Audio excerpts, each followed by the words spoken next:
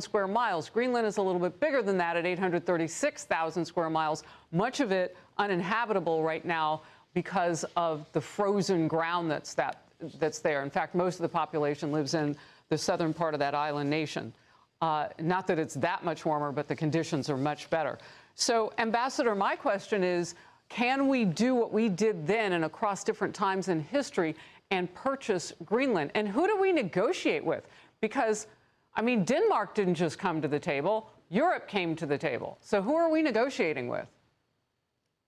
Well, it's a great question, Harris. And we have conducted transactions like this in the past that have proven to be enormously beneficial to the United States over the long run. And, you know, William Seward, Secretary of State, who orchestrated the purchase of Alaska from Russia, also was very interested in trying to acquire Greenland around the same time, and ultimately was not successful in doing so. But the key difference between those transactions and today, it takes two to tango. There has to be a party on the other side of the table that's willing to say, you know what, yes, we're prepared to sell this asset to you in exchange for money. And right now, Greenland is saying no, and Denmark is saying no. So if they continue to say no, that doesn't mean that the game is over. We still have opportunities to advance American national security interests there in Greenland.